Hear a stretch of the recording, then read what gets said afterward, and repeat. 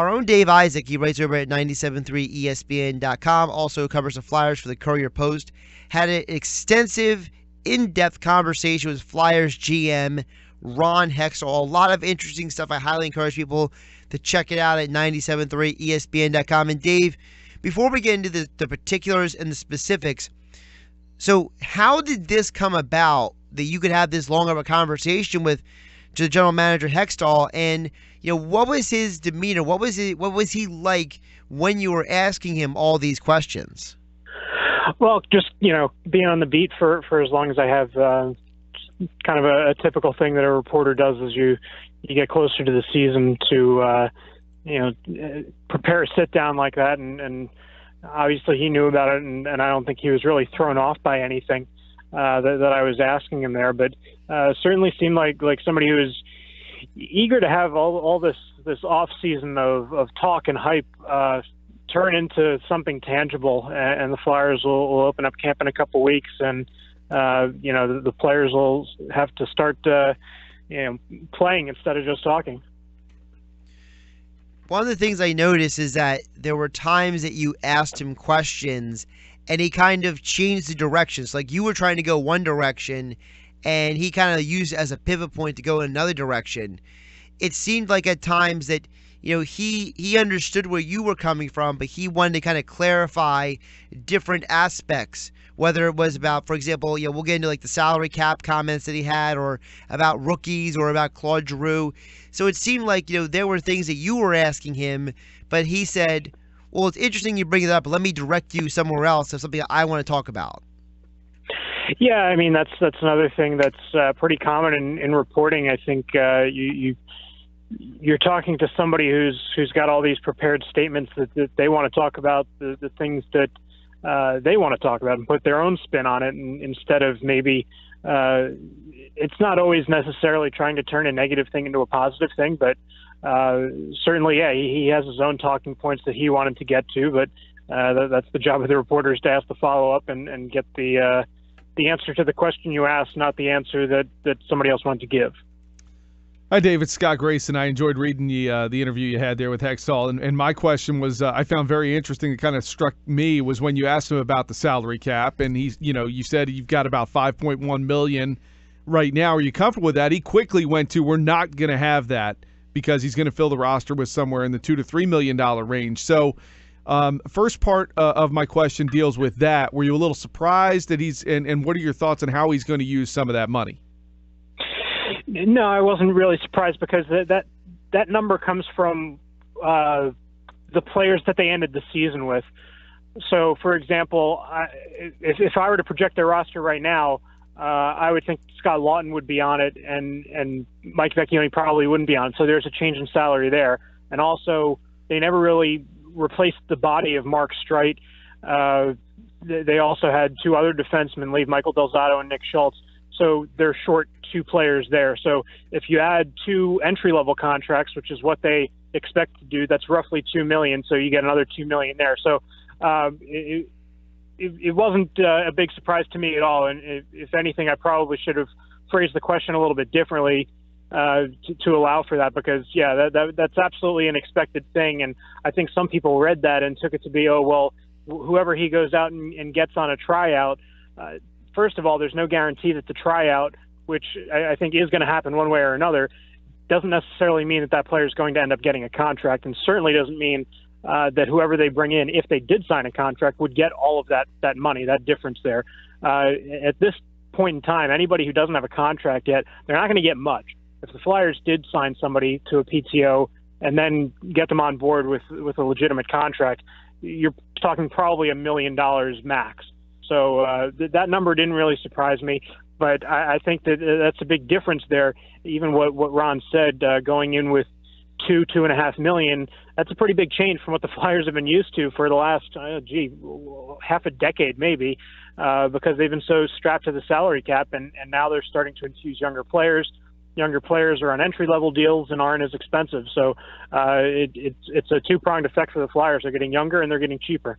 Well, I like how you followed that up with the fact that they've been strapped by the cap, and you had asked him about that in particular and how it relates into what they can do throughout the season, and he highlighted that. He talked about how they've been in positions where they've only been able to call up that guy making less. So how much better and how much do you think he's learned about the position to now know he needs to leave some space in order to bring up guys throughout the season? Well, it is his third, fourth season now, not necessarily a position that he chose to be in those prior years. I mean, he was left with kind of a mess when Paul Holmgren was promoted from general manager to president, at least in terms of the salary cap. So it's not like that was really a learning experience necessarily. I think a few of those moves he wouldn't necessarily have made himself. But it was interesting to hear him say that there were times when he would have preferred to call up player A, but had to call up player B because he was cheaper. I found that to be pretty interesting.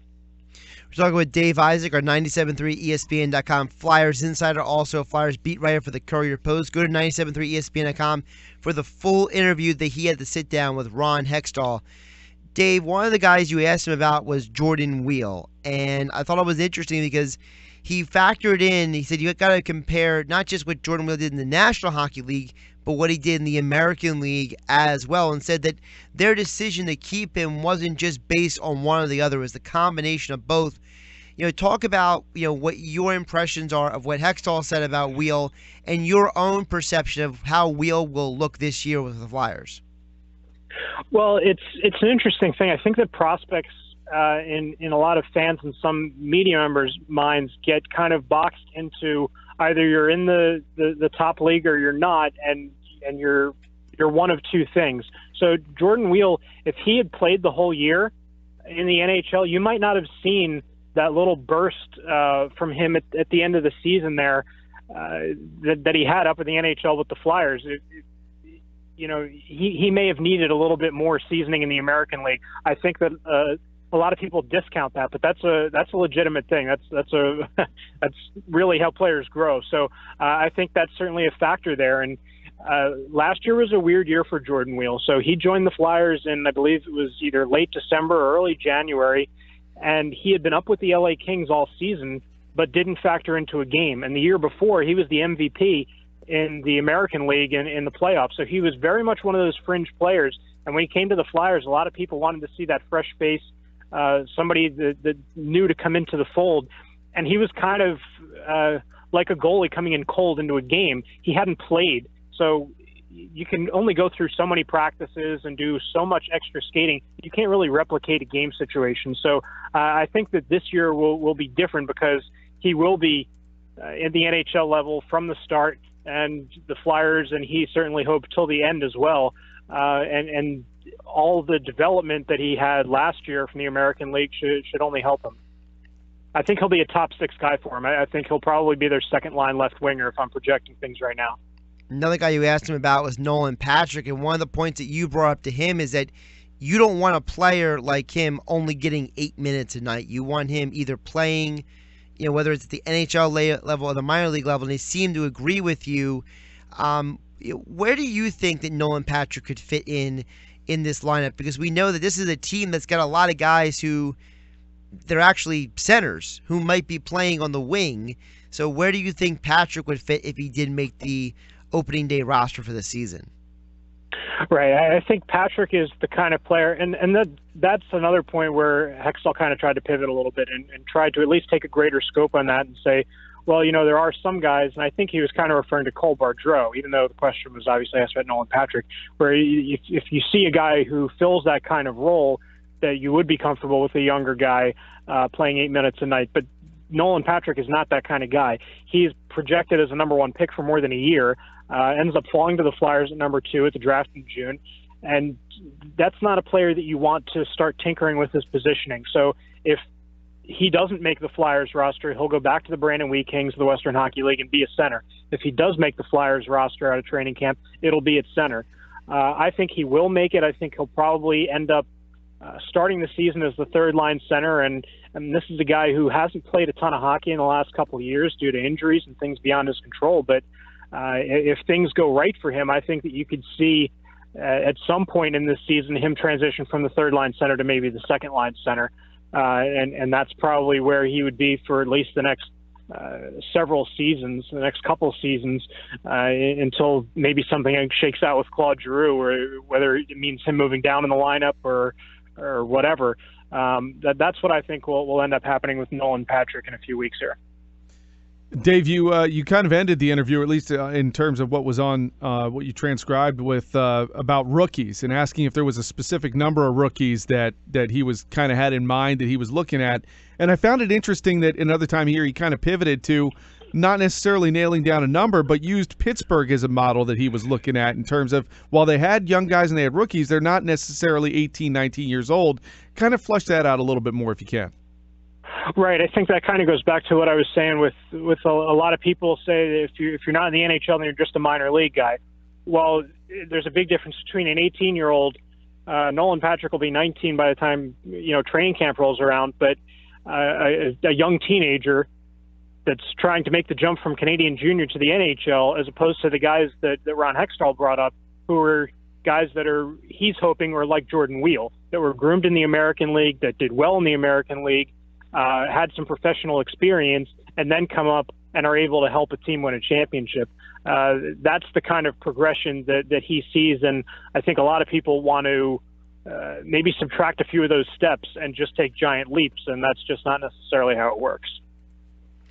You happened to mention a little bit earlier Claude Giroux, and you brought up Giroux to Hextall, and he said that, it seems to him that, while a lot of fans, and you brought up the fact that the injury may have hindered him and he had a down year, that Hextall said that it's not fair to look at Claude Giroux the way some people have been viewing him. Expound upon that a little bit, and what was his vocal and physical reaction as well? Because in writing it's one thing, but when somebody says something, it may come off a little bit different. Yeah, I mean, I don't think he, excuse me, I don't think he changed his tone a whole lot there. Maybe slightly defensive, but his point was that he didn't want to solely judge Claude Giroux with the team on his shoulders, because the rest of the supporting cast can change from year to year. 2012 now almost looks like an anomaly the way that things have gone in recent years, because the Flyers had that team with Jaromir Jagr, who helped Claude Giroux have his best season ever. That was the year that Peter Laviolette called Giroux the best player in the world, which I think, it was during the playoff series against the Pittsburgh Penguins, and I think everybody in their right mind was saying, well, come on, the best player in the world is wearing number 87 for the team in black and gold. But that's how much Claude Giroux meant to that team. And that's the kind of production that he was putting up. And Ron Hextall's point was that it had a lot to do with the supporting cast.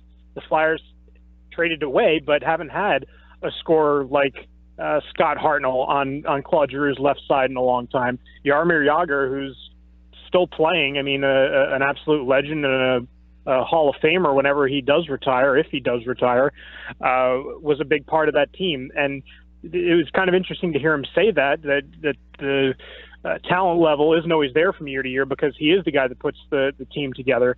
And when you have a guy who's not back on the roster this year, like Chris Vandevelde, who doesn't offer a whole lot of offensive upside, or even a Pierre-Edouard Bellemare, guys that are sitting there on the fourth line that don't necessarily help a whole lot, they kind of started compiling a lot of those bottom six forwards, and that was part of his point, was why Claude Giroux couldn't be as productive. But he did agree with the premise that Claude Giroux needs to do more, and I think at least having him admit that was something. You can check out the full interview over at 973ESPN.com. Dave Isaac, an excellent job at getting a lot of information, a lot of things from Ron Hextall about the salary cap, his philosophy, Giroux, Nolan, how he's looking at the kids. A lot of good stuff, Dave. Really appreciate the time today, and great job with the interview. All right, thanks a lot, guys. Enjoy the holiday weekend.